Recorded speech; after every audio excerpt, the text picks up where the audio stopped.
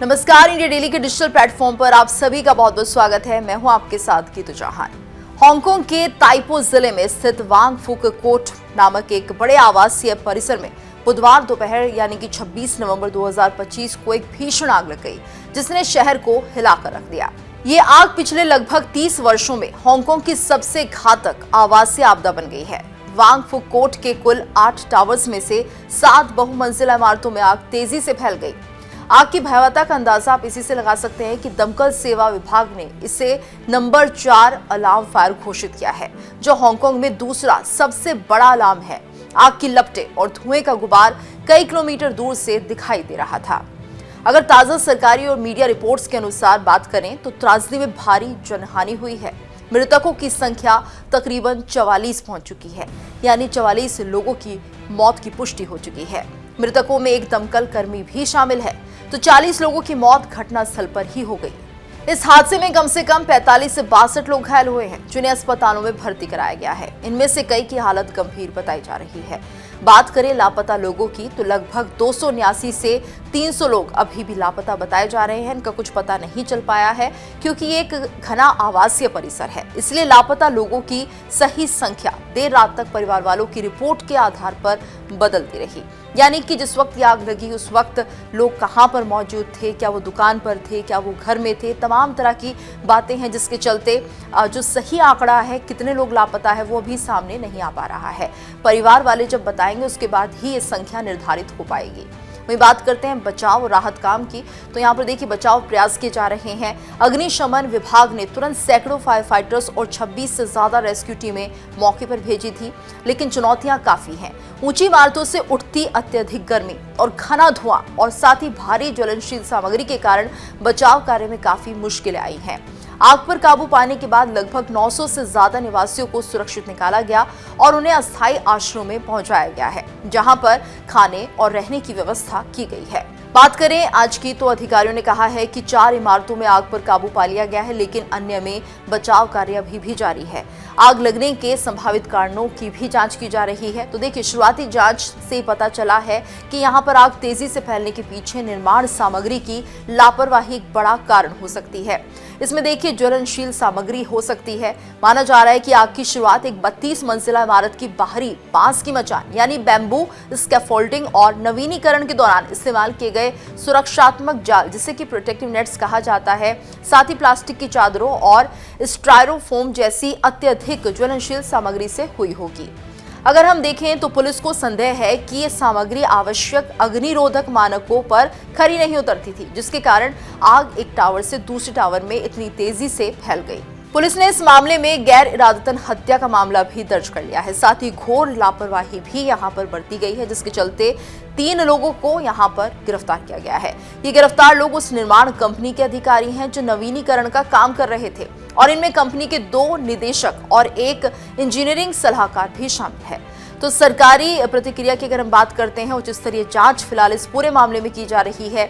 Hong Kong के मुख्य कार्यकारी अधिकारी जॉन ली ने इसे बड़ी त्रासदी बताया है और पुलिस और अग्निशमन विभाग को आग के कारणों की गहन जांच के लिए टीम गठित करने का निर्देश भी दे दिया है। तो चीन के राष्ट्रपति का शोक भी यहाँ पर दिखाई दे रहा है, क्योंकि उन्होंने देखिए किस तरह से ये जो अग्निकांड हुआ है इस पर गहरा शोक व्यक्त करते हुए दुख जताया है और अधिकारियों को बचाव और राहत कार्यों में हर संभव मदद करने का निर्देश दिया है। तो सुरक्षा नियमों की समीक्षा करने की बात भी कही जा रही है, यानी इस हादसे ने हांगकांग के निर्माण और अग्निशमन सुरक्षा नियमों पर सवाल खड़े कर दिए हैं।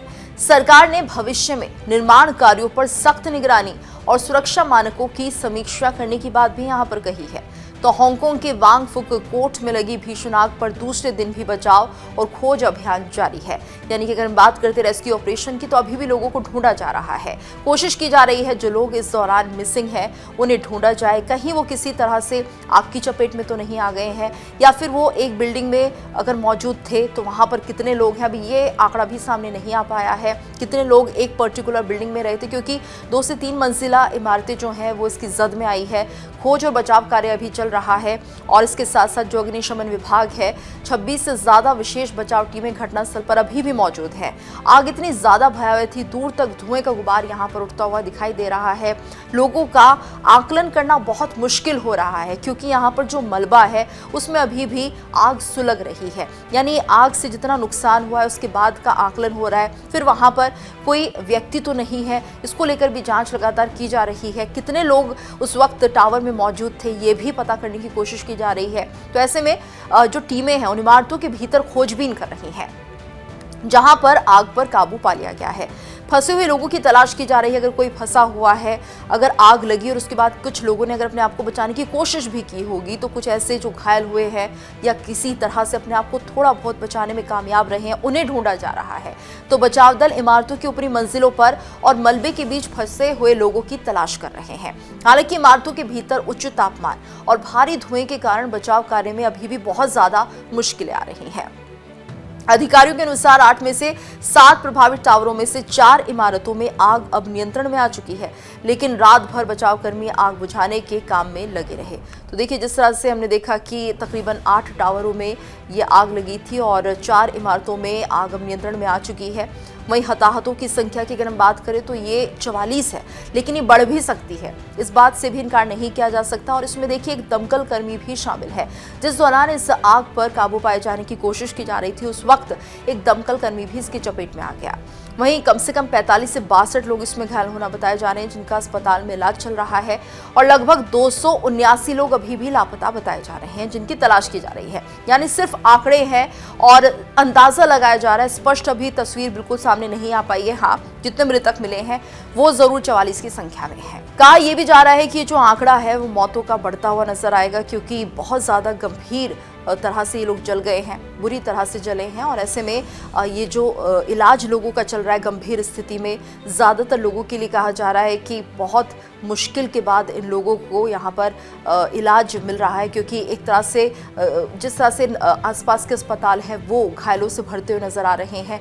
तो ये भी एक समस्या यहाँ पर बनी हुई है। लेकिन इसके साथ साथ कहा यह भी जा रहा है कि बहुत ज़्यादा गंभीर हालत में इन्हें अस्पताल में लाया गया है, इसलिए यहाँ पर लगातार ये कोशिश की जा रही है कि तुरंत उन्हें बेस्ट से बेस्ट इलाज दिया जाए, जिसके चलते उन्हें तुरंत ठीक किया जा सके। और लगातार यहाँ पर चिंता लोगों में बनी हुई है, क्योंकि उनके जो परिजन हैं मिल नहीं रहे हैं।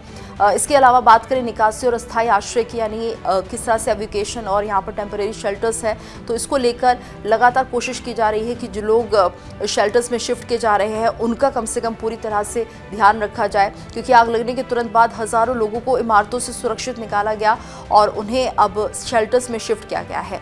900 से ज्यादा प्रभावित निवासियों को ताइपो जिले में बनाए गए अस्थायी आश्रयों में पहुंचा रहे हैं। इन आश्रयों में उन्हें भोजन, पानी, कंबल और अन्य आवश्यक सहायता प्रदान की जा रही है।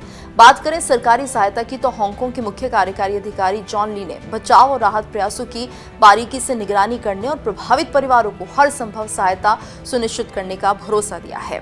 पुलिस ने आग लगने की घटना के संबंध में लापरवाही और संभावित आपराधिक गतिविधि की जांच भी शुरू कर दी है और 3 लोगों को इस दौरान गिरफ्तार भी किया गया है। तो गिरफ्तार किए गए लोग में पुलिस ने 3 पुरुषों को गिरफ्तार किया है, जिनकी उम्र 52 से 68 वर्ष के बीच बताई जा रही है। गिरफ्तार किए गए लोगों में एक निर्माण कंपनी यानी कंस्ट्रक्शन कंपनी के 2 निदेशक हैं।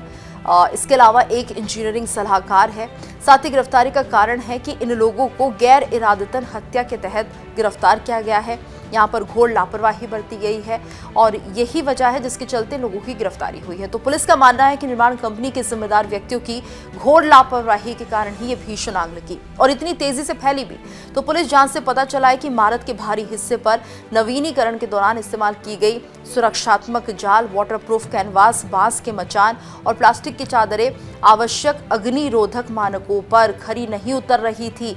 अगर यहाँ पर इन सेफ्टी मेजर्स को अपनाया जाता, फायर सेफ्टी स्टैंडर्ड्स को अपनाया जाता, तो ये हादसा नहीं होता।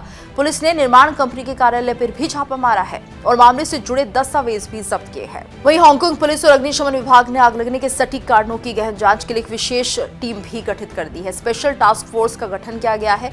ये त्रासदी हांगकांग में दशकों में हुई सबसे घातक आग की घटनाओं में से एक मानी जा रही है और इसकी व्यापक जांच की जा रही है। इस खबर को लेकर आप क्या राय रखते हैं, कमेंट करके हमें जरूर बताइए।